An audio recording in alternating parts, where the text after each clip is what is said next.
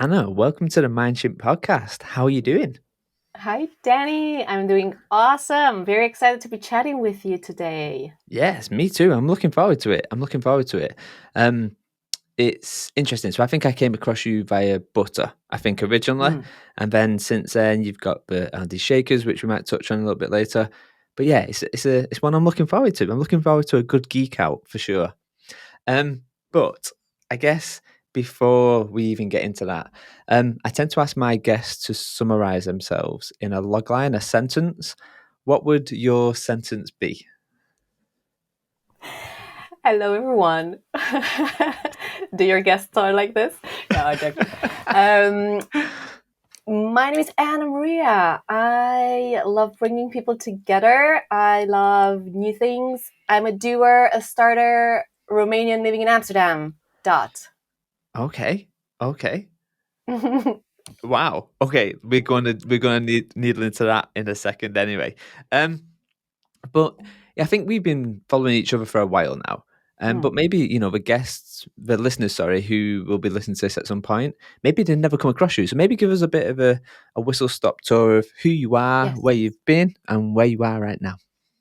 Okay, cool. I live in Amsterdam and I'm originally from Romania. Been living here for the past 5 years. And my career journey started in HR. I studied HR, I have a bachelor in psychology, and I've been having lots of fun as HR business partner for a retail brand, fast fashion. And it brought me from Romania to Germany, from Germany to Barcelona. And then eventually it was also kind of like my stepping stone or my exploration path into learning and development. Um, L&D was always a big part of what an HR business partner does, and it was the part that I was enjoying most. And in my very last year there at that company, I got this opportunity to take an interim role and play around with L&D projects from A to Z. And I knew it back then that I'm not going to go back to HR because why would I want to deal with all the hours and the grievances and the resignations and the dismissals and all that thing where you can just talk about development and growth and the trainings and workshops and all the good stuff. So that's kind of how I tapped into this world of L&D. And I moved to Amsterdam and I started working as an L&D manager in a Dutch startup. I was the L&D department. It was me, myself, and I. It was really fun because my manager gave me free reign to do whatever.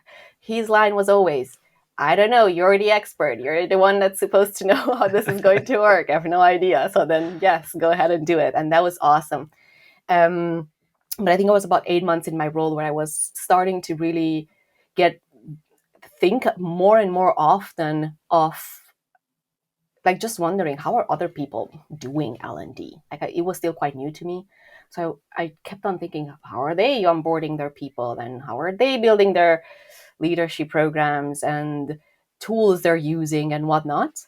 And that was the beginning of L&D Shakers, me going out into the world in good old LinkedIn and approaching other L&Ds in Amsterdam, inviting them to get together so we can share best practices and ideas, inspiration with one another. Um, and that was my stepping stone into this world of community building.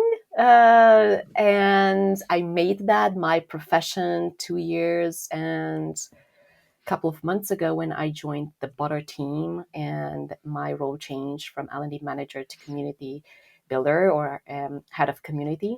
And I've been building the Butter community from the ground up as well. Very fun project. And yeah, it's been now, I think, about almost 2 years since I started playing around with the whole idea of consulting, supporting, hosting workshops, working with different clients outside of Butter, outside of L&D Shakers, um, on topics of community building, specifically internally. I'm really passionate about that, like companies nurturing communities um, uh, within their company for their employees. And in general, social learning and cool learning experience design and stuff like that. Nice.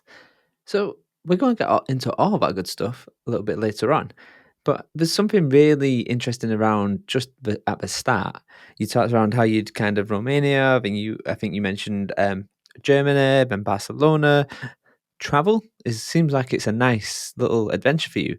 Yes. Was that by design, or was that a case of it was just opportunity came? Yeah. So the very first thing was very much by design, and then opportunity came, and I basically said yes to everything that my career threw at me. Promotions which came with relocations and all that good stuff. So I just said yes to everything. But so I grew up in Romania. I went to school there. I went to university there. I left the country with 25, and the first time I left the country, I left for Germany. It's still very high up the list of my dream countries. I love Germany. I speak German. I love Germans. It's awesome. Um, and so I left initially for a 1 year internship. I worked in two different companies. In HR and learning as well, and then moved back to Romania briefly. And then someone reached out to me and said, "Hey, we have a role for you." So in my previous company, reached out and said, "Hey, we have a role for you in Germany. Do you want to come back?" So yeah, I kind of left because the company I was working, just to make sure that it makes sense for folks. I worked in retail, fast fashion. And so I worked in this company as part time during my studies. I started in a store in a shopping mall in Romania. And I was going to school, and then I was going to work. And I left the company after I finished my studies, my master's, for the year internship, came back, started working as recruiter. And then the company, someone that knew me, reached out to me and said, "Hey, what have you been doing in the meantime since you left us and since you left the store? Because we know you had this HR background. We're looking for someone to lead the HR operations in our biggest store in Germany, which was about 95 people in the store." So that's kind of how I moved back into the company in an HR role this time. And that was, you could say, the first thing was by design, and then everything else was kind of like the company I was working for just rewarding my work with more work, with other types of work and roles. And so yeah, a regional position for HR came after. So I moved from the store and I took over all of the stores in Germany, HR business partner and operations. Then I stepped into an international HR business partner, moved to the headquarters in Spain and started traveling from there. So basically, about 5 years of my life, I traveled every single week from Tuesday to Friday, except probably a month a year where we were in the office. Wow. Every single week, we were packing our bags on Tuesday morning after a day in the office with our team and spending time in the stores, visiting them, being with them, just like supporting, seeing the needs, the support, the help they need. Wow. You mentioned you love Germany. Why? Mm. Tell me why you love Germany so much. So I love Germany because I grew up learning German. So I grew up in the center of Romania, and it's a very culturally diverse region. Transylvania, we've got Germans and Hungarians that kind of fell in love with Romania from back then, when we were kind of like under the Austro-Hungarian occupation.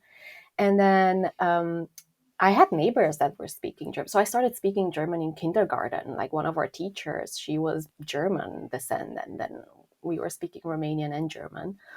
And so I grew up very attached to that part. But also, and this is a silly thing, I don't think I've ever mentioned this. It's funny how you pull out the good stories out of people, Danny, because I don't think anyone has asked me this, and very few people know this. So I grew up in a village in Romania, born in '86, post-communist, poor, in general, poor country, poor uh, context, let's just say. So our mayor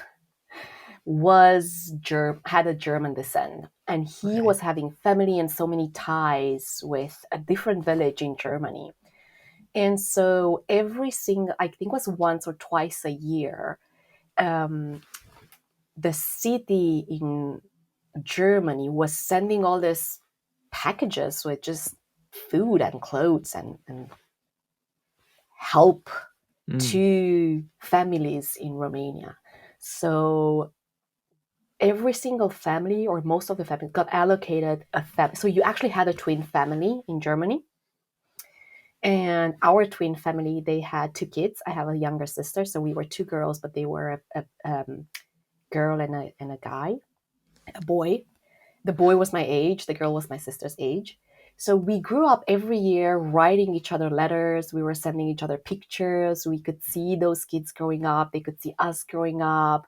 And it was just, I have very strong memories of that box when it was arriving, and how everything was very different, from the clothes that were inside to the foods or the sweets and the smell. And Mm. like everything was just so, it lives on with me. So I think growing up like that, and that was for years. I think we were in high school when that stopped happening. Like I grew up waiting for that package to come for Christmas from them. If they're listening, because I'm like, I haven't been in touch with them. So if they're listening, it would be really cool to kind of reunite. And I think that really kind of made me place Germany and kind of imagine Germany as this land of a better life, I guess, or a different life, or a more settled life, or whatever. Um, Mm. True story. Well, it's fascinating, right? So I know we've both got a love for experience design, and Yes. and part of the reason why experience design works so well is because of the wait beforehand. It's the anticipation, the excitement. Mm. It's a build, and even with things like label illusion, what actually says put some tension in place and put a time restriction in place will build the anticipation up. And when you talk about that box, that's exactly what that is. It's fascinating. So let me ask you a question then. Thinking about boxes. Um, let's pretend you've got this little treasure chest, okay? Mm. And in this treasure chest, you're allowed to put a memory in there, and you get to Mm. relive this memory every time you go in that chest. What Mm. memory would you put in there? It's a tough one, Danny. Because now the more I think about the answer, the more memory ideas I have. Um, I think I would put. There were many things that stuck with me. I'll just name the one that came to mind when you just asked me that. Yeah. And I think that was the door to something back then. So we were in high school, and I went to high school in a village in Romania, not a city, not a town, a village. We had a high school. And so I grew up there and I went to high school, and I think we were about 10th or 11th grade.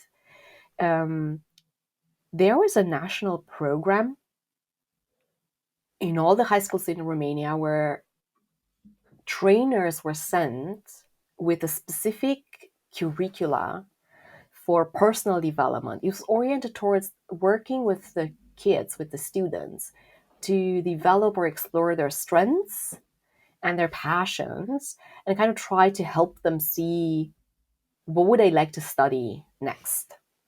So I recall those days very vividly. I recall the faces of those trainers.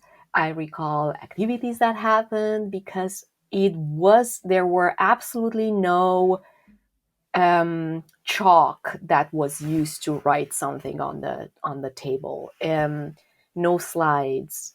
There was only colorful papers and pens and like kind of Play-Doh that we kind of like all of these alternative Mm. learning methods that we weren't exposed to in school, where you were, sitting front looking at your teacher and they would tell you stuff that you had to memorize, and the recipe of success was to be able to like kind of memorize those things and repeat it back when they were asking. That was the measure of success. And suddenly he was like, what do you think? And like, think about this, wish of yours, and like draw with using paper and cut stuff. And I was like, oh my God, like, what do you mean cut things? Like, what do you mean put my words into like Play-Doh? And so we spent 2 days with my colleagues with whom I basically grew up. And I've learned so much about them and about myself in those 2 days.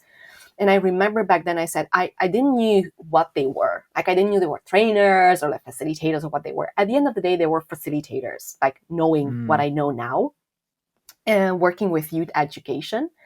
But I remember thinking, I want to be them one day. If I could spend my whole, like my time, I would want to spend my time like that.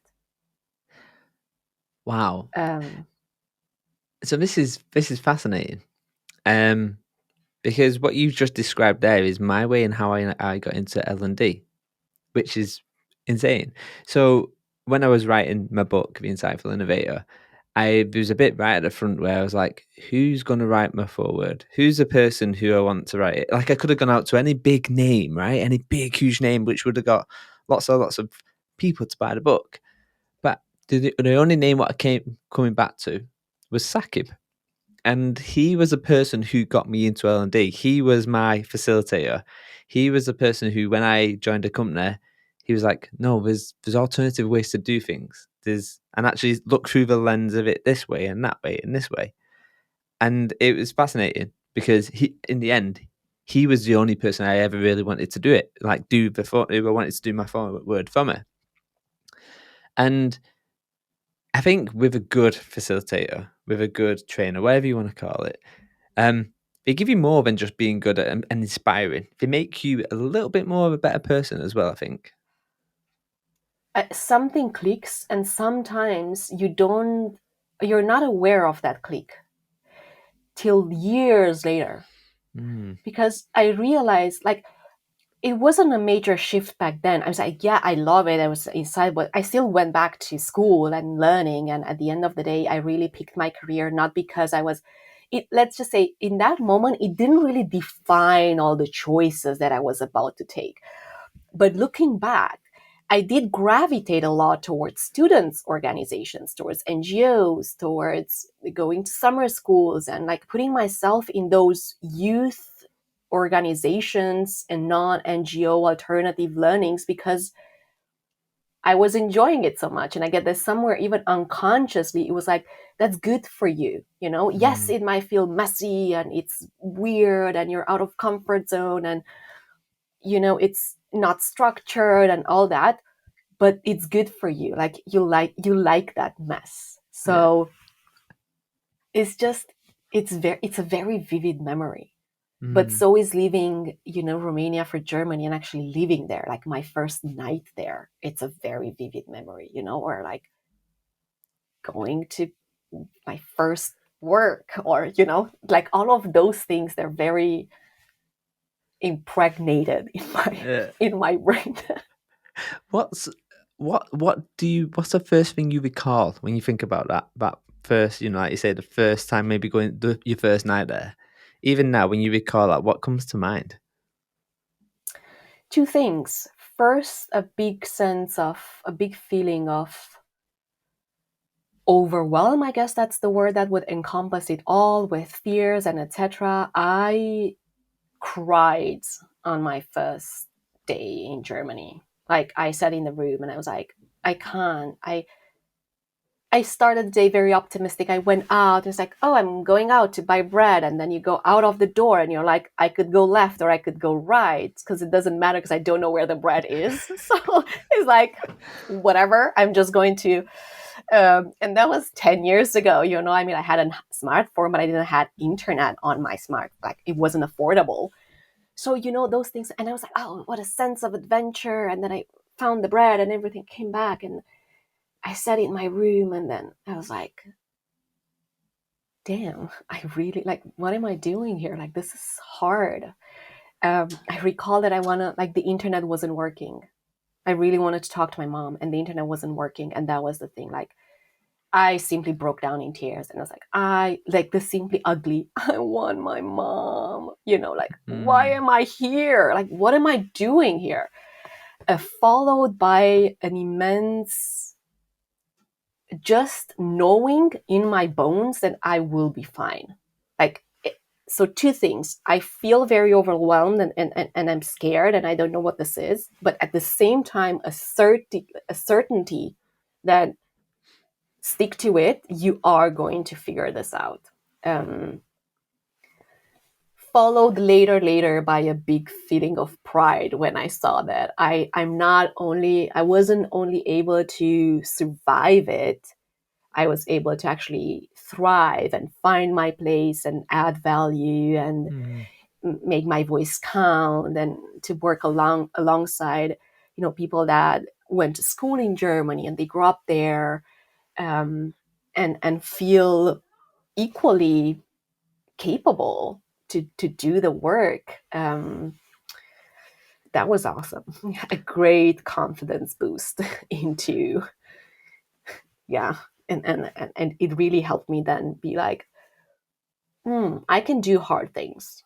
Even Mm. if I don't have to, I can say yes to stuff that I've never done before, not knowing how to go there, because I know that I have internal resources and I'm able to figure it out as I go. And that was such an important lesson, that being just in my comfort area at home, speaking my language in Romania where everything's familiar, I didn't have that, right? So I really had to fully immerse myself into a completely different environment to prove myself, or to like prove myself. It wasn't even that, it was more like test, like whether I wanted to or not. It was a big test that I kind of um overcame, or like passed with flying colors, if you Nice. want. So that was like, Anamaria, good girl, good for you. Yeah. It's fascinating, right? Because I've consulted, designed, built for a lot of big, well-known name companies now across the Mm. world, and I've been to many different countries when consulting. And it's funny when I go over there, I still get that little bit of, "Ooh, I don't know this place," but in the back of my mind, I'm like, "Yeah, but I'm going to be going home in a week, or I'm going to be going home in 2 weeks." And I'm about to leave the UK for a year, actually in December, Mm. and I'm going to be going over to Dubai for a year. Wow. And it's funny, even at my ripe age of 40 now, um, I'm still nervous, right? I'm nervous, and I'm like, why? I know, trust me, I've been through a lot of things. I'm pretty cool with this, but even then, it's still in the back of your mind, like, where do I go to get the bread? Like, is it left? Is it right? Who knows? I don't think you ever lose that. I think it's a double-edged sword, because it's the one thing what makes you scared, but then it's the one thing what gives you excitement and adventure. And it's like, Yes. it's weighing it up. Mm. I think when you're really doing something really out of your comfort zone, and several elements are out of your comfort zone, because it's not just like in my case, I moved country, the language was different, the city was different, the way of living was different, my job was different. I had to suddenly work in German. I'm like, it's one thing to learn German in school here and there, and then it's another thing to answer emails in German. So everything was out of comfort zone. So that was really like baptism through fire. And I was scared, and it's true, I don't lose that fear Mm, facing new challenges, even if there are or new projects or things that I haven't done before. The thing that's different right now is this confidence that back then I didn't knew that I can create a map or the map, right? You're in fully new territory. You're like, I don't know how it is from above. I don't know where I'm going. I could take so many different paths. But then you go and you learn what you need to learn the territory, and how you can pivot and can adapt and adjust. And those are skills that stay with you. So next time you're faced with something new, you're like, yeah, this scares me because it's new and I haven't walked this path before. But wait a minute, I actually do know how to now assess and write the map of this thing I'm about to immerse myself in. So mm, then the fear is there, but I guess that's where I mean this kind of trusting your inner resources. Like, I know how to handle unknown. Mm, No, I'm afraid of it, but at the same time, I know this feeling very. I know how to deal with it. Strategies and just mindsets, if you like. yeah. Yeah. It's ultimately knowing yourself more, right? It comes full circle back to. Um, what what's made you smile today? Uh, Ah, so what made me smile today? Catching me off guard, Danny. um. So here's the thing that several things. I'm pretty smiley. You can I think you can tell that. Yeah. I can be easily entertained. I loved the I had a mentoring call, um, two mentoring calls actually today, and one of them went really well. But the second one, I felt that maybe it didn't start. We didn't start it like with a very clear intention, etc. So I was like, I'm not sure. Is she getting what she needs? Is she getting the support? So I felt a bit like that explorer, like the writing the maps, like where is this going? What does she need? What's the support that she needs? And we somehow managed together in between the two of us to kind of make sense and land on the core of what was important to her, Mm, which was totally different than the initial question we opened the call with. okay. And we were able together to make that switch into that and actually brainstorm some. So when I saw her pick a pen and paper and frantically take notes and be like, hmm, hmm, I was like, okay, this is it. This is it. We're doing it. We're riding the wave. She's taking stuff out of it. She's taking notes. And so we finished on a very high note on thank you, this was very useful. So I thought like, I'm so happy that we met we made the best out of that hour spent together. So that's one thing. But you know what? Fresh flowers, they Yeah. make my day. They make me smile every single day. Fresh flowers, it's my thing. And coffee. That's my Coffee's a good one. morning kick. Yeah. Coffee and smelling the flowers. So that made me smile as well. Winner. Um, so I asked my so this is obviously season 3, and I'm trying to do things a little bit different with season 3. I don't know if this is going to be the final season. I've got an idea for a different podcast I want to do, but anyway. Mm. Um, but what I'm going to do is I'm going to ask you to roll a dice, right? So pick a number between 1 and 12, and that number is aligned to one of my killer questions, okay? And I'll ask you the question, and then I'll come back a little bit later on for the answer. Okay. So pick a Okay. number between 1 and 12. 1 and 12. I'm going to pick 11. 11. Ooh, Mm-hmm. don't think this one has had. I think you may be the first person who's picked this number. Oh my God, I'm scared. Don't say that. Mm. Yeah, no, this is good. Okay, so the question you picked is if you had a time machine, which mistake would you go back to and resolve? Okay, It's the so worst question, Danny. it's one of the harder ones for sure. I want the one with the islands. Which number is that one? Yeah, that's gone now, but we can make It's that up at gone. the end. By all No, means, I'm we can joking. do I'm that. joking. So I'm going to come Okay. back to you for that, All for that right. answer a little Cool. bit later on. But I guess just speaking to you, then it sounds like there's a lot listening to you talk around kind of connection. And what I mean by connection, I don't necessarily just mean connection in people. I mean connection in thoughts Mm, and connections in emotions. And mm, you know, you've kind of already started talking about your adventures to Barcelona, and you're in Amsterdam now currently. And you throughout that whole time, you're always making connections and threads and connecting threads. Um, but I guess I want to get us into the the work. Let's say the work you, which is bizarre that there's like two sides to because it's just you. But would you call yourself an L&D or would you call yourself a community builder? I'm still at the stage where I'm both. So Okay. nowadays I call myself a learning experience designer, facilitator, and community builder, community designer. Okay. So somewhere both. I really feel that I'm at the overlap of the two at the moment. Quite Mm. frankly, I was just L&D, and there are definitely parts of L&D that don't really align with my strengths. And then I discovered community and facilitation. I was like, oh yes, I really like that part of learning, the part of this, the bringing people together, involving them, the co-design, the co-creation, learning from each other, all the peer learning and social learning opportunities that you have there. So the messiness of it, the not knowing of it, that's that really uh, gets me going. So I think I'm in the middle, I guess. Okay. Okay. It's actually scary how much of our journeys are the same. It's actually freaking me out a little bit. But anyway, um, so okay, so let's just say you're in the middle. Are I mean, you these, just Anamaria in male form?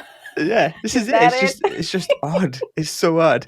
So obviously, I'm not in L&D anymore. I haven't been in it since Mm, probably 2019ish. But that was me. I built communities. I did learn experience design, and it's mhm, like wow. So I guess the fascinating bit is when I created Mindchimp, I created a Mindchimp community, and at the time we ended up using WhatsApp. Right? It was like okay, we'll just use this because everyone knows how to use it and whatever else. And then it was fascinating the tipping point. There's a tipping point of communities where it goes really really mm, big, um, and I guess I want to needle into the community side of things because I've got my take on what community is and whatever else. But you've done it really well. You've done it really well in the fact of you've got your L&D shakers, you've got the communities with butter and stuff. So I guess let's talk a little bit about the community and mm, the community builder side of things. Um, One of the things which I notice a lot with communities and what I've found in the community what I set up, it's self-running now. I don't get involved too much. They just crack on. Um, is noise. It can become really noisy, really, really quick. How how do you overcome that with a community? Because obviously you've juggled different communities of different sizes. mm, How do you overcome the noise of a community? mm. Yeah. Well, um, it really depends what is noise. Like, what do you understand through that? I can imagine what you mean by that, and I think I have definitely my own definition of noise. Um, so several things that I've been doing to try to avoid that is to have the first thing that community can do is to have that very clearly defined who and why. For whom is this? For whom is this not? And why do we gather? What's going to happen Mm, here? Like, what's the purpose of us coming together? And then I guess from the uh, marrying the who and the why, you end up landing on the what are we doing here? And that's the part of the action of the community, right? The other two are pretty kind of set in stone, let's just say. Very rarely they change the who and the why. Like, we're a community for L&D professionals globally, and then we meet to connect and share best practices and not having to reinvent the wheel, right? mm, That stays there forever, and then the what kind of constantly changes. So in that what is where that noise might appear. But who creates the noise, right? Or why is the noise created? It's either if people that for whom your community is not built end up in the community, so it's not designed for them. So then the way they interact or the posts they're sharing or the questions they're sharing are irrelevant to the purpose, for example. And for us, we really look at people. So we manually approve every single person that joins the community. And we look at their profile, like, are they working and learning? And working and learning, you can be within a company, so an mm. L&D in a department, L&D department, or you can be a freelancer, like running your own business, or you can even be an edtech CEO founder, like you own a learning product. So we play well with everyone. Everyone's invited in. We value that diversity and the expertise Nice. that these different people are bringing to the table. But at the same time, we have this guardrails around that in forms of rules of engagement, what is allowed and not allowed to be shared here. Mm. And we make those very clear in every single welcome message that goes out to every single person, individual. Like, we actually send those messages out to these people, and we make sure that they know what it is. And then we moderate. So we are both in LinkedIn and in Slack. Slack, it's different because you can't, posts are not approved, and it's the same with WhatsApp. I assume people were just sharing things and you couldn't see them afterwards, right? And Yeah. at best you can delete them, right? Or ask them to be deleted. On LinkedIn it's different. We manually approve each post, and if we think that this is irrelevant, this is self-promotion, this is look at me, this doesn't invite a conversation, it doesn't get shared in the community. As simple as that. And we tell people that in the guidelines. Mm. Second of all, it's good compartmentalizing. So spaces that have different purposes. So we make sure that whatever it is you're posting, it lands in the right channel. And some channels are default and others are opt-in. Yeah. So if we think about noise, all of these, here's an article that I wrote, here's a podcast that I recorded with Danny, here is me speaking at a conference on Friday, here's like all the self-promotion thing, the just look at me kind of situation, using community as a platform to, I don't know, make yourself known or build a personal brand or whatever. We actually created a container for that. So in Mm. Slack we have a channel which is called Promote Your Services, we have a channel which is called Proud Me, and we have a channel which is called External Trainings and Courses. So if it's a paid product, you know where to post it. If it's a, I love talking with Danny and listen to Inner Talk conversation, it doesn't go in the resource channel. It goes in the Proud Me channel. In the Mm. resource channel, I can share your conversation with another guest and say, I just listened to this talk. It's amazing. Here are my 3 takeaways. This is the resource for y'all. Listen in. Everything that's my work goes into the Proud Me channel, and people can opt out of that channel. If I don't want to see your Proud You moments, I'm opting out. Yeah. So those are kind of a couple of, I don't know, strategies or tools that we have put in place to ensure, and then just being there. And very often people do misplace things, and then it's a matter of, hey, Anamaria, this belongs in this channel. Could you please move it there and remove it? Just like, yeah. It's fascinating. So I set Mindship up in 2015. And like, it's not a thing now. It's Mm, still WhatsApp community, but I don't advertise it. I don't open it up. It's just it's ticking over with the original people who was mm, in there. Um, and the lessons that you just shared there, I had to learn the hard way, right? Because I never set up a community. So it's 2015. I was like, feels like we need to. I feel like I need to give power to the shy voice. That's the reason what Mindship came from. It was like there was lots of mm. so-called thought leaders at this top rung, and everyone was like liking each other's post, and it was like this bubble. And I was like, oh, but there's someone down here, maybe someone who's just come into L&D who's actually really fresh and hungry and has great ideas, and it's getting pushed down. And that was the reason why I ended up creating Mindship. That was where it came from. But I remember I created the group, and a few things happened. A few memories step out to me. One, um, they was initially, this was right at the start, people coming in to sell. Like we had vendors come in to try and sell their platforms. Like, nope, that doesn't work. So I was like, right, that needs to be a Mhm. rule.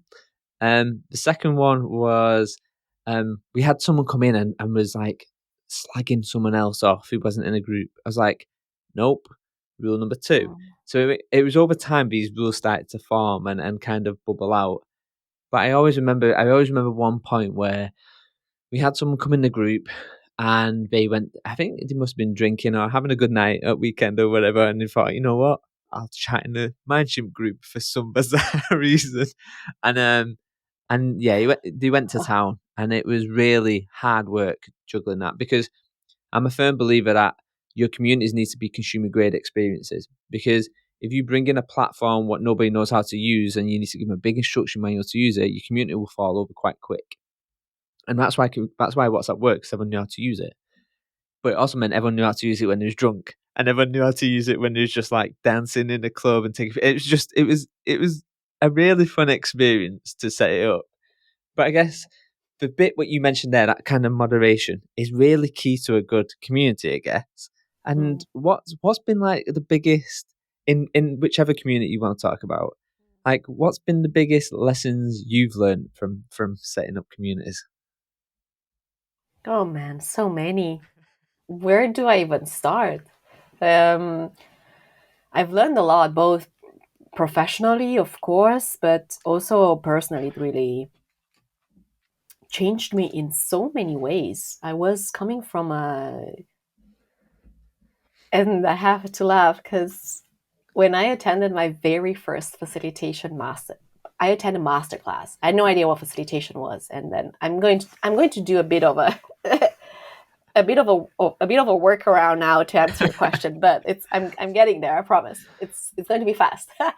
And I recall in that master class where I had no idea what facilitation was, it was really hands on, and one of the other participants told me, Anamaria, you are a manager. You're not a facilitator. You're like a dictator. You know, like you impose, Wow. and you can't be like that as a facilitator. You need to hold the space. And I was like, wow, whatever that means. And then I took that feedback. I have to say that it really impacted me in a way because I was like, phew, it's like middle of the day, and I'm like, that's a heavy feedback to digest. But I was a manager. That's what I've learned being in corporate and working as an HRBP and having a big team distributed and working retail and working in a Spanish company that was really established and very like typically Spanish and so on. We were, this leading with an iron fist. Like that's what I saw. Like, that was the example. So it was like chew, chew, chew, efficiency, like go there um and then you land in communities and it's the opposite of that. Like that does not work at all. So I really learned this important lessons like kill your darlings, and how to do that without suffering too much, and how to keep an open mind and truly inviting other people's opinions inside the conversation. Because for me, I didn't know that I was building a community. I didn't know that I was building a global community. That's not what Alani Shakers was set out to be. It was meant to be a small group, working group that was meeting once a month in Amsterdam in one of our offices to sit with our laptops around the table and talk about our projects. That was it. 7 people, 10 people at most. So then I found myself kind of COVID, and then people started joining and we started meeting online. I was like, wow, this is something else. I like it, but I don't know what this is. And it was, I don't know how, I wasn't wise or anything. Like, I can't say that I went out and I researched and I learned. And so I asked the other community builders how they're doing. Nothing like that. I think in my case was just a big luck or intuition. I don't know what it was. But from the get-go, I kept on telling people, I do not want to lead this. Because I was like, I don't know what this is. Like, I don't want to have the responsibility on my shoulders. Yeah, I started this, but I want to be part of it. Like, want to be at the same level with everyone else. I don't want to be somewhere on top. And I guess that as initiator, at very often people will be around the table, we would talk about stuff, and they would turn towards you. I was like, oh, Anamaria, what do you think? Or what should we decide? Or what should we do? And I recall at the beginning, I had to constantly say, like, I don't know. I don't want to take this decision. We should take it together. Like literally verbalizing, like, I do not want to take that decision for the group. Let's take it together. And that was a big lesson. And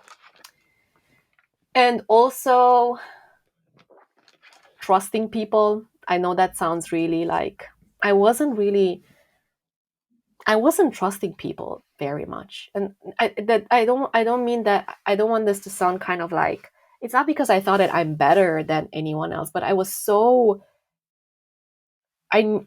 I was like, okay, I can't manage these people because they're not my team. Mm.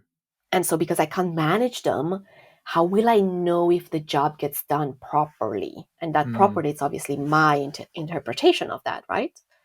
So then I was like, okay, then I'm not going to give it away. I'm going to do it myself. And then suddenly you become this bottleneck of things, Yeah. right? And I was like, oh, I'm the bottleneck now. I have 7 projects lying here. People like me message, are we doing this? What's happening, Anamaria? And I'm like, okay, this can't go on like that. So then you learn like, oh, let's distribute. But to distribute, you need to trust people. You need to allow them to, let go of a project and let that project come to life in the vision that they have, which is different than yours.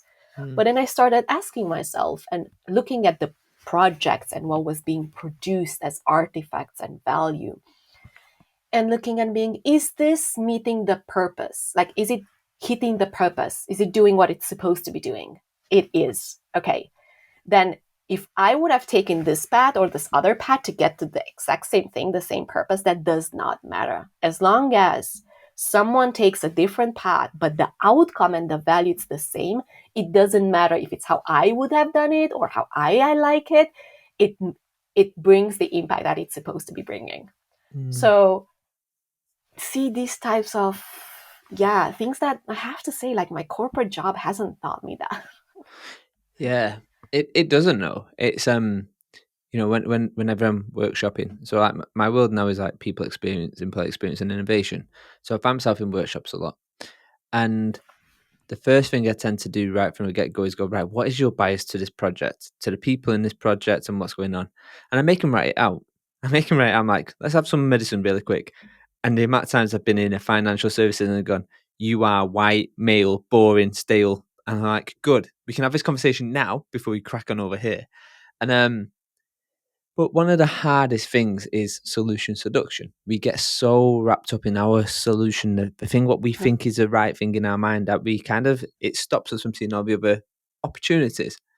So yeah, I completely hear you. I completely hear you, and I think you don't necessarily get taught that. Like that is just it usually comes from feedback.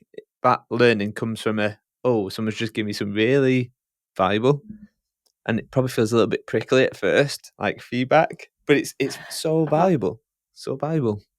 I learned that through feedback. I've told the story in several other podcasts or whatever, because someone actually came to me and said, you can't give me a project and tell me this beautiful story that it's make it your own and run with it and all that, and then come back and say, oh no, this should be blue, this should be to the left, this should be to the right. It's like, either you let me do it, or if not, you do it. But you can't have both.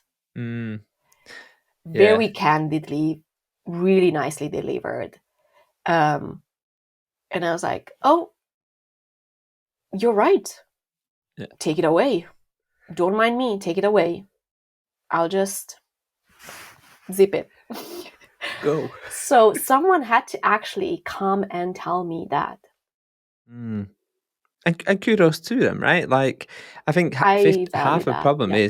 is giving the feedback. That's half the challenge. Is like, I've got to go and give someone this feedback now. So when I think about communities, I think about it. I see it in two, well, to my eye, clear lenses: fast burn and slow burn communities. That's how I separate communities. So you have the fast burn, which is like your WhatsApp, ping, ping, ping, ping, ping, ping. Like, I've got a question, help, give me, and it's really fast burn. It's really fast, and before you know it, the thing has disappeared and there's something else coming up. And then you have your slow burn communities, which is more like your forum kind of approach, where there's a question and then there's lots of builds, like typical like a Facebook.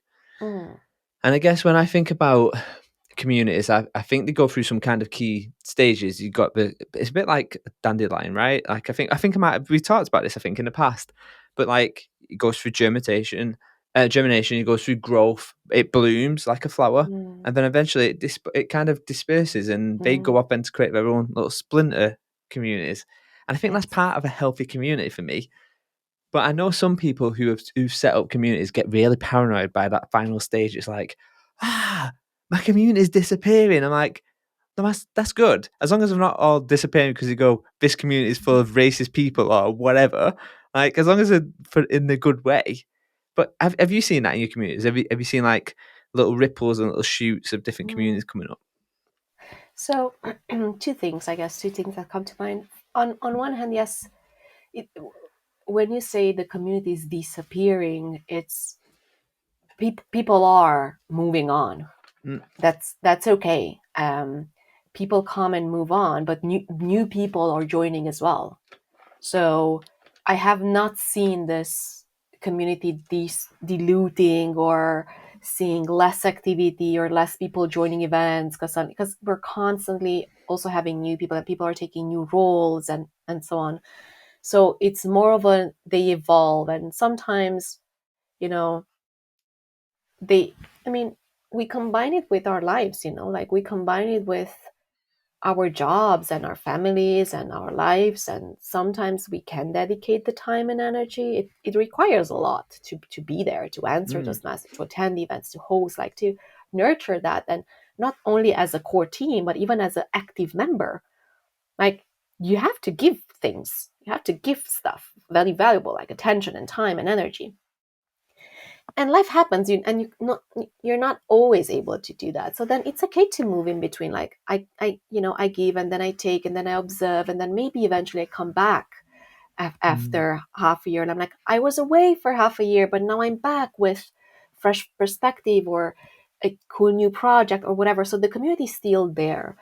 In terms of this other part of community, like kind of dispersing because different people are doing different things. We're not there yet with the butter community, although the events, for example, I like to work with core teams. I like to work in a distributed way because I believe that a big part of the communities is a value of being a member in a community is to have the space and the permission and the allowance and the encouragement and the support to use that platform if you want to, and that's your, that's what excites you, to Mm. make it your own. So in butter we also have people that are leading events. I don't even have to be there. They plan, they do the dry runs, and then they co-host. It's their event, right? So the same in L&D Shakers, we have that. If everything is, our core team is over 40 people. So, Mm. and it started very early on. I think in the first year, in the first 6 months, we started this dividing and conquering mindset, because we were like, we want to do so many things, but this is no one's job. No one is getting paid to do this. This is all voluntary work that comes on Yeah. top of everything else.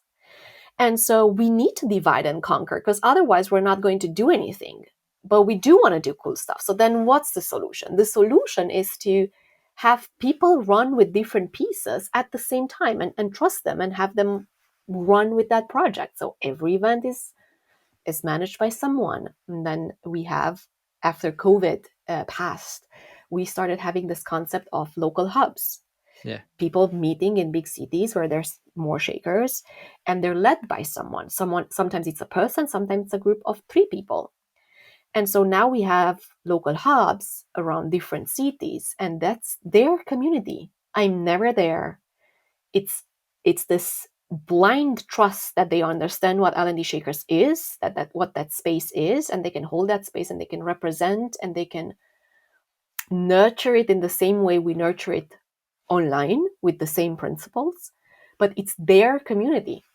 Yeah. Those people probably never know who I am or will never attend an online event. So we don't have a problem with that. I'm like, make it your own. You know what? Abundance mindset, make it your own. The community is there to empower, enable, and support L&Ds. Mm. That's it.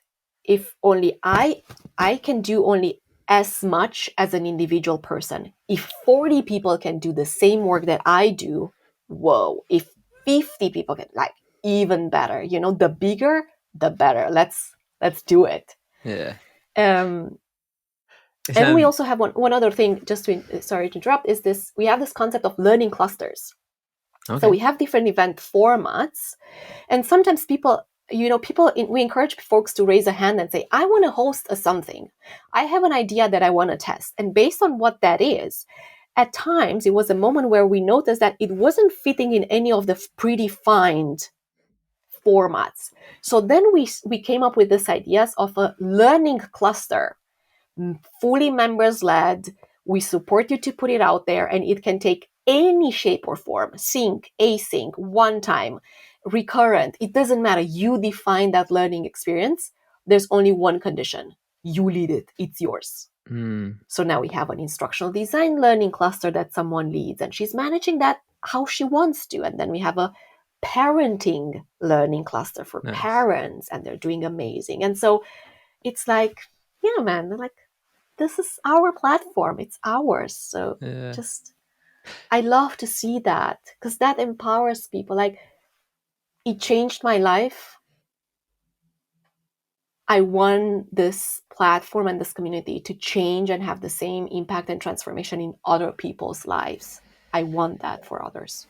And it's again our crossroads.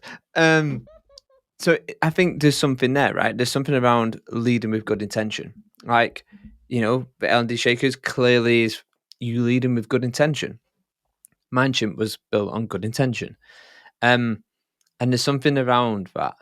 I think what I found over time when I was with the Mindship one was there was always some bad apples, and it's fascinating. I can track this bad. So obviously, because Mindship back in the day was quite a good active community, people tend to bounce between communities.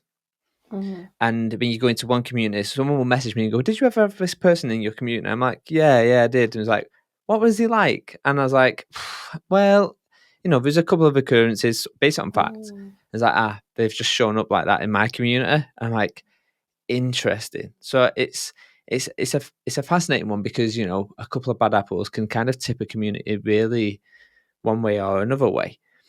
But the biggest, while that is like the downside of a community, what I found, the biggest upside is what I call it breaking a fourth wall, which you just perfectly Mm. described, which is bring everyone together in real life. Like, I think for me, when I only did it 2 or 3 times, but that was that moment where I went, okay, Mm. this feels special. This feels quite nice. And I find it really hard to summarize that feeling unless you've done it. Like, you'll know that feeling, you've done it. But it's something where you go, job done, job done. Like, it It felt like feels that. right. Yeah, Yeah, it feels like something clicks into place, and you're like, now I know what I'm doing. Like, it makes sense, right? yeah, yeah, Mm. definitely. It does, and I think it's a real testament to you and to the community, the people who are doing roles in there, because, like you mentioned, it's not an easy thing to do. It's when it's done voluntary.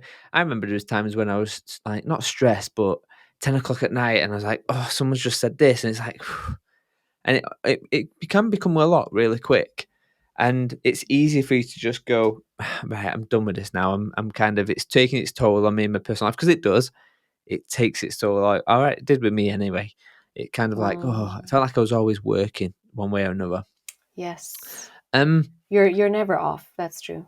yeah, you never, Like, yeah, you constantly have an eye on that because it is never off. It's not like work and then, oh, now it's 6 and we all go home, and then nothing happens till tomorrow mm, at 9. Like, it's around the clock because people in the States are waking up and they're chatting and they're, you know like, yeah, it is hard work, and I sometimes see people venturing this path, and I am all for it. I'm saying, man, communities, if something's going to change this wicked world, it's going to be communities and groups of people and movements, right? mm, So I'm like, hell yeah, like, go for it. You want to start a community, go for it.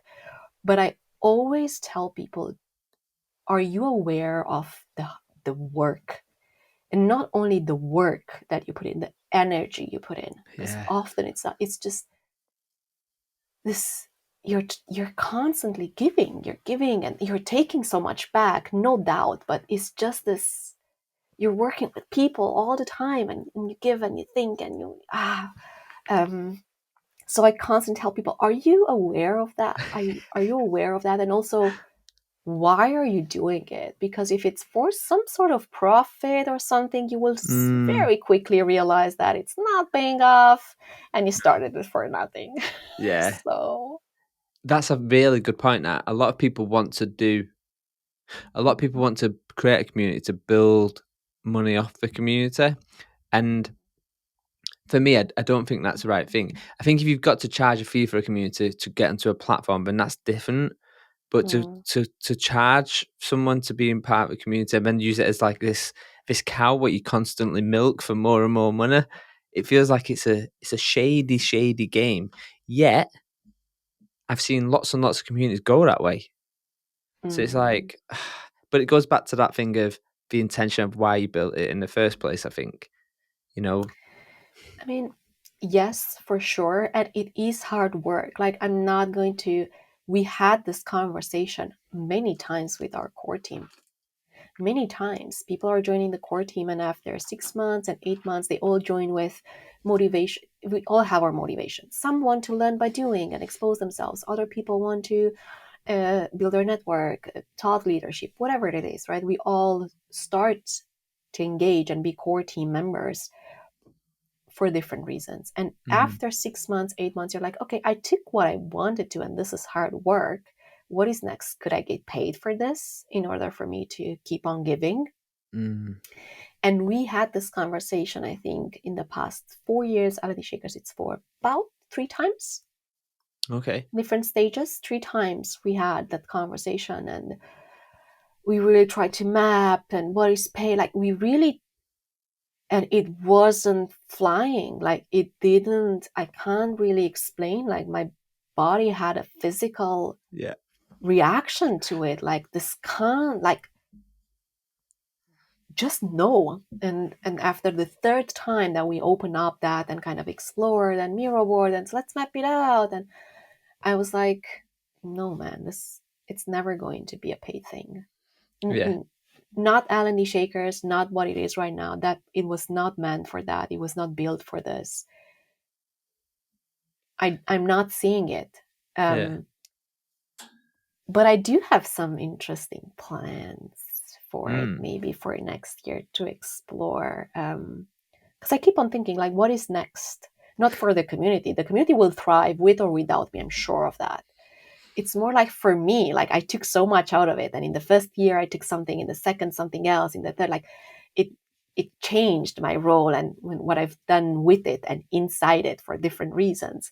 So I took so much, and I'm like, oh, like, what is next for me? What else can I do here? I always looked at it as a playground. I've always done the things that I couldn't do at work. I always done my learning by doing, my let's launch something, let's experiment with something. So now I'm like, I've done pretty much, I worked through my whole wish list for this space. mm. What's next? Well, that's a very good question because that was going to be the question what I asked you. Um, so for me, it was community, podcast, events. That's kind of how it Mm. went naturally. It progressed that way. And then I had this other idea, what I wanted to do.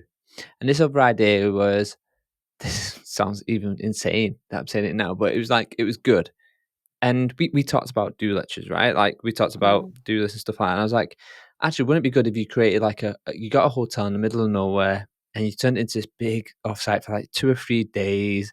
That was where I wanted to go next. And then I was like, no, Daniel, because it's just you doing all this and that's a lot of effort. And yeah, you've got other things you need to get done. But I guess, yeah, what is next for maybe not L&D Shakers as such, but for you? Like, what do you do next? Because everything you touch seems to be really well. Butter, shakers, like what's next for you? Maybe a podcast? Mm-hmm. Is that on the cards? Maybe. What do you think? Mm-hmm. Mm-hmm. Mm-hmm. Oh, there are certain projects brewing. Now, starting October, I work part time for Butter, and I work the rest of the time for myself, for my own business. And that is a whole different ball game. Okay. That's like I'm discovering things and learning, and it's wild and very exciting because I'm like, oh, there's clients and there's projects, and I have to price them, and like, Yes. haha. So suddenly, like, I've been doing this for the past 2 years for very specific projects, people in my close network that kind of already knew me, and I felt very fortunate because projects came my way. Mm, Um, when you do work with communities, you're constantly surrounded by people. You give, people see you in action, and then suddenly they have a problem or a challenge, and they think, oh, that's a challenge for Anamaria. And so that's kind of how I started this path of consulting or freelancing. People came to me with specific projects and said, I need you on board with this project. Like, I didn't have to sell it. I didn't have to, like, people wanted to bring me on board for mm, projects because they already saw me doing that work. And it yeah. was mainly community, internal communities. workshops and resources and all that. So that's kind of how I started down that path. And for me, it was always like just to play, because I was doing like there was butter was my full-time job, and then Shakers taking, of course, like every minute of the rest of the days. Um, and then on top of that, weekends and evenings and so on was my business, with a tiny project here and this, and like, oh, I'm earning money and I'm writing an invoice, and so exciting. And then this year I really felt the need to make more space for it, and that's what I did. February, I stole a day a week for my business, and I launched my no course. So I have a product, if you like. It's a cohort-based program for 2 weeks. We're running now the second cohort. It's amazing. I love it because it's everything that I imagine it to be and more. Okay. I had this concept of a no course on my brain for 2 years. I didn't knew what it was. I didn't knew, like, it was a feeling. It came to me and I was like, that's a learning experience. And then time has passed and it materializes in this no course. It's a 12-week cohort-based experience, small groups, a mix, a melange of workshops and peer coaching, like intervision, and then case studies from guests or professionals, practitioners. So it's beautiful. So I have that on my plate, and I don't know. We will definitely do a podcast. I'm experimenting now with Sophie August. She was in my first no course cohort, she's building communities at Baker Hughes. That's her full-time job inside the company. Like, Wow. how awesome is that? That these roles are starting to pop up within companies full-time, not as an afterthought. And we're hosting now a series of 7 LinkedIn audio events where we brought practitioners to talk about their work as internal community builders. Probably you know from experience, if you go out there to try to research and learn more about communities, you will stumble upon many resources aimed for product communities, user community, like externally facing for your clients, for your user, for your customers. Building internally, it's different. Challenges are different. Everything's different. And we were like, as people coming from L&D, and we were like really believing in the impact of communities of practice within us, like, where do we learn more about this? It's like so scarce. And so we set out to bring these people forward, and we're finding them, and we're having lots of fun. We recorded 3 so far, 4 to go, and most likely that's going to be the beginning of a podcast. It's called Mapping Ties, and Nice. it's stories about togetherness at work, surfacing these types of best practices on building communities internally. So yeah, just a couple of things. That I mentioned the newsletter, maybe newsletter. I don't know. Let's just put it like that, Danny. I don't have a lack of ideas. Okay. I don't have a problem with that. I have a big list of stuff I would like to experiment and do. I just have to be really mindful and strategic about how I spend my time. Because entrepreneurship, the rules are very different than you working somewhere and knowing that, that's your work time and that's your salary, and then at the end of the month, and it's different. I mean, you know that, but yeah, for me, I'm like in that moment of like, oh, whoa, hello, it's hard. It's really hard. So It's really hard. It's I was chatting to Adam Howard. I'm not sure if you know him. Top guy on LinkedIn. Definitely connect with him if not. I was chatting with him yesterday actually, and he said to me, "How have you managed to do a newsletter, a podcast, a book in the space of a year, and you've got the community still going on, but it's like whoever is in there and whatever else?" I'm like, honestly, mate, I have no life. I was like, you don't see that. You don't see it because I don't shout about it. But it's such a it's hard to carve time out for you, right? Is that, have you found that? I guess, that's it. I get asked that question a lot. Like, you asked me that when we first jumped on a call today. oh, Mm. you seem very busy. Like, how do you do that? And I get that question so often. And I just put on a lot of time and work, and I'm at it now for 4 years. It's just getting harder and harder. And I sometimes feel, and I have ideas and I get so much energy. Like, that's the problem. I get energy from this work. I give energy, but I gain energy as well. I have to be so careful because it's such a slippery slope. It's so easy for me to say yes to projects, to say yes to things.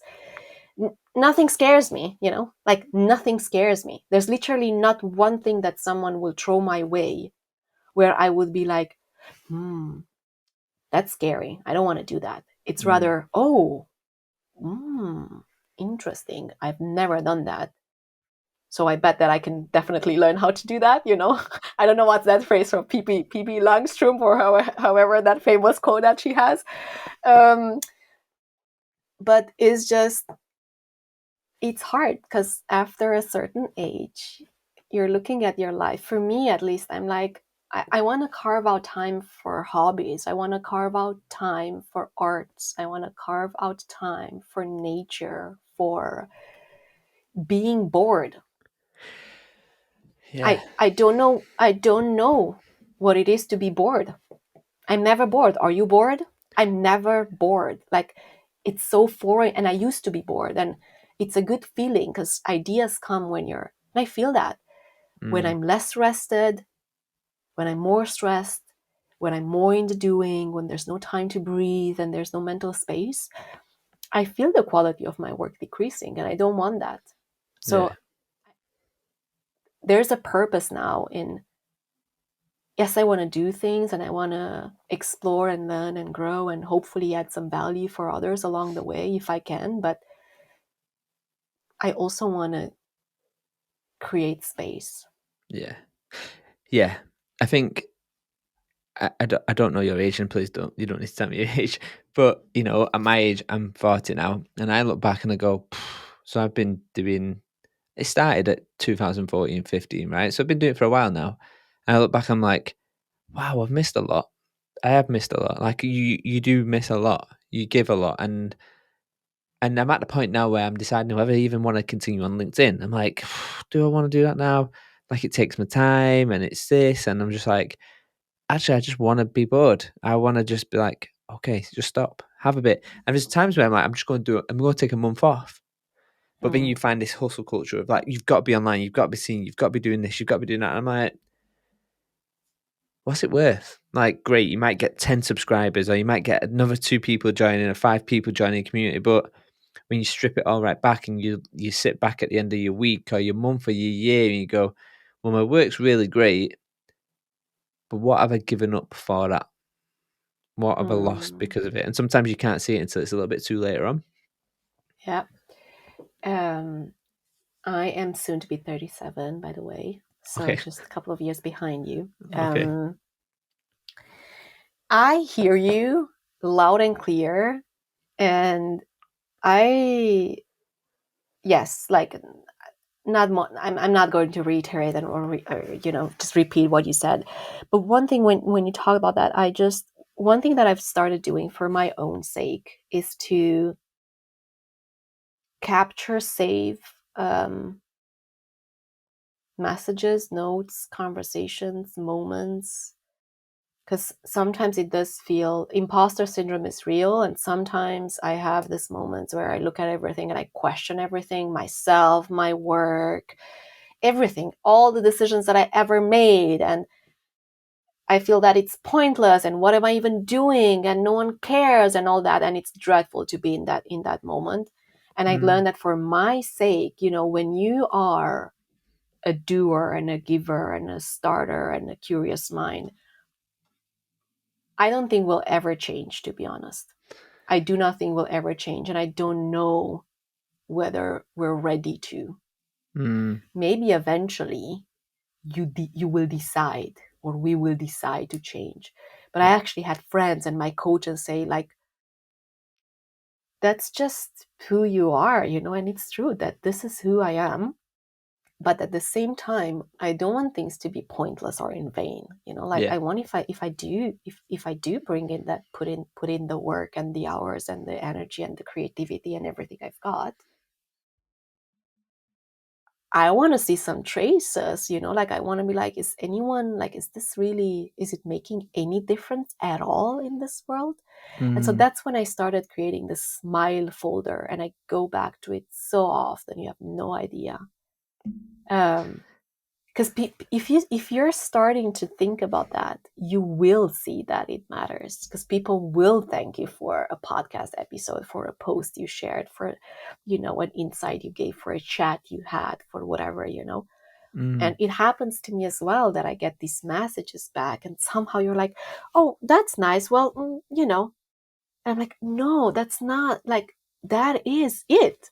This is it. Like, it's not just nice message, of course, like, no. So now I'm like, screenshots my folder, and I look at it sometimes once a week or twice a week, and I'm like, I need some So love.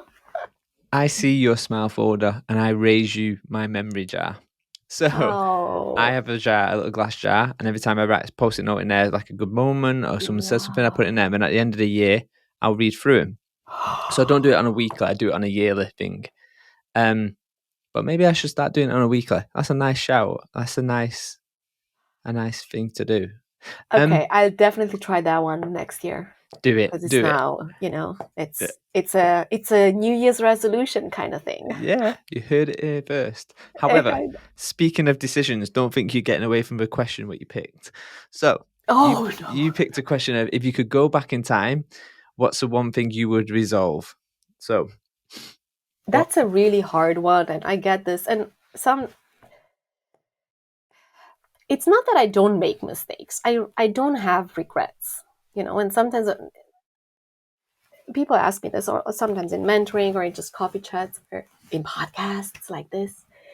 If you could change one thing, or what did you learn from your biggest mistake? And I'm like, I don't want to say that I'm perfect, but like, I don't really see like, and I'm sure there are mistakes, but they don't stick with me. If I would go back in time to resolve something, so here's something that I wish someone would have told me, and by someone I mean an educator, or maybe a parent, or maybe a friend, or maybe someone wiser than me, or I don't know, my manager, someone. Um, I used to, up until I moved to Amsterdam, and I started working in L&D, and I worked with a brilliant manager who was absolutely encouraging my development within and outside of the role that I was having.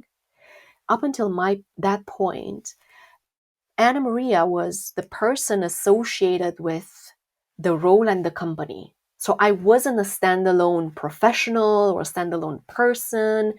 I was always Anamaria that works in this role at this company. Mm.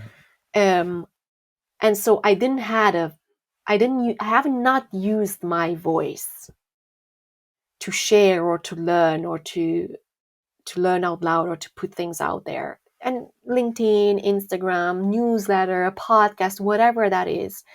And now whenever I talk to people that are at the beginning of their journey, I tell them, I wish I could go back in time to either build a community straight from the benches of my university. I would have built it. I would have grown in a different path for sure. Then put yourself out there. Like, I haven't really put myself out there. I felt that I wasn't encouraged to. I wasn't allowed to. I wasn't like, this idea of writing a LinkedIn article about something related to work. Like, no. I was like, oh, my manager's going to see me. I'm going to be judged. Like, I didn't feel safe to do that. And so, when I realized that was a mistake, when I wanted to move to Amsterdam and I started looking for a job, and I started applying with what I was looking at, brilliant CV with an amazing experience. And I was leading teams and big budgets and like thousands of people. And I was doing, like, I was rocking it, like I was good at it, like, no doubt. And I started applying to jobs and I wasn't even given the opportunity to introduce myself. And that was for me like, wow, it was a major wake up call. And I told myself, I'm not going to repeat that mistake again. So the moment I switched jobs, I was very vocal about the fact that I want to go out there and I want to learn and I want to talk about my experiences.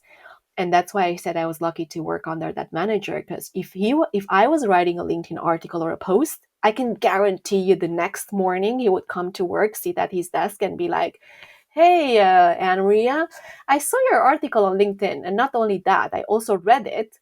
And how can we apply some of those things here?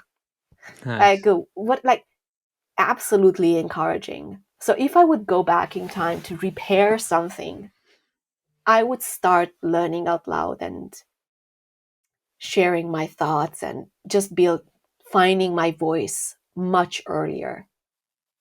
Because now I'm like, I'm not Anamaria. I'm Anamaria, but I'm not associated to a company. I work at Butter, but at the same time, I'm more than that. Yeah. And I think that people see that and they acknowledge that, and that has opened up so many different doors for me, including my path to consulting. It came to me. It wasn't a decision that I took. It found me because I put myself out there. So I would do that, and I encourage everyone I talk to do that, no matter how scary it is. Well, it's kind of occurred to me. So I don't see you as Anna from L&D Shakers, Anna from Bus. I see Anna as Anna. That's how I see you. Um, but it kind of occurred to me just listening to kind of your story, and I'm reflecting on my story as well a little bit. I guess, how do I frame this? So when I built Mansion, I built Mansion because everyone said I shouldn't do it. Don't build a community. No one's going to talk about it. Don't build a podcast. No one's going to want to listen to L&D podcast. Don't do that. Don't do this. And I was like, well, now you said it can't be done. I'm going to do it. And there's this kind of underdog mentality, I think, which I've always had as a child, right? It stems from dyslexia, dyspraxia in school and whatever else. Do you have that underdog mentality? Is that there? Do you see it? Or is it just a case of it's just you? Mm. I don't think it's that in my case, to be Okay. honest. I think in my case, what really fuels me and kind of it's very ingrained is this growing up in the poor post-communism Romania, and kind of, I guess I love my family lives there. I'm very proud to say that I never miss an opportunity to say that I'm Romanian. I'm proud of that, actually. But to go back in time and to know where I grew up and where I was born and where I am right now, that makes me very proud. And I know that I look back and I'm like, I did that. Like, Mm, I had to strategically, purposefully draw a door that I could later open to step through. So for me, I think it was that. And I don't think it was of a rebellion. I mm, think I grew up with this. I always grew up with this awareness, I guess, that I'm starting with some minus points yeah. compared to other people. And it's not a bad thing. I'm not a victim. There are people who are starting with many more minus points that I have. But this means that I have to work harder. So I grew up with this: work hard, study, create. And I recall I always had, ever since high school, ever since general school, like the fifth grade onwards, I always had something that was considered an extracurricular activity that wasn't related to grades, that wasn't related to rewards, that wasn't related to anything else, whether that was a contest, whether that was like I was part of the first aid contestant team of our school for 8 years. Like even in high school, we were competing, and so I always liked these doing things on the side. And for me, those side projects have always worked into my advantage. And I think I always use them as stepping stone to something else. So I don't know. It wasn't the rebellious underdog kind of thing, like, oh, you're saying it can be done, I'm showing you that it can be. It was more the, you just have to work harder than other people, Yeah. because if you want a different life, and if you want to leave Romania or compete on the European job market, you will compete with people that were born with extra points, so you need to catch up. You have some catching up to do. So I think that was the thing that always, and it sticks with you, because those are your fine, like your early years and your childhood years. And grades matter to me, making my parents proud matter to me. Like, those were things. I was a good student, I was always a good studious, like, Hmm. I loved school. So yeah. I think there's something around your greatest weakness will be your greatest strength, and your greatest strength can also be your greatest weakness.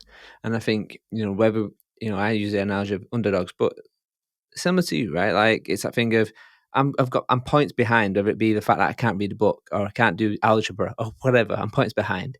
Um, but ultimately, it Mm. is your greatest strength because it gives you that that extra step ahead, that extra push. Um, I'm aware we've been on this for an hour and a half, and we could have gone on for another an hour, I'm sure. Um, but where can people who may never have come across you, where can they follow you? Where can they stay up to date with everything you're doing? Where can they connect with you? Yes. So because I don't have a newsletter yet, Okay, the best place is really LinkedIn. So if you put my name, you'll find me there. It's Anamaria Dorgo. Um, and I don't know if anyone will listen to this podcast hour and a half. they will. They will. Trust me, they will. I hope they will. I Honestly, had such a great time, Danny. Like, truly, it was amazing. Let's do this again on the recording or off recording. I don't mind. I would love to keep the conversation alive and keep on learning more about you as well.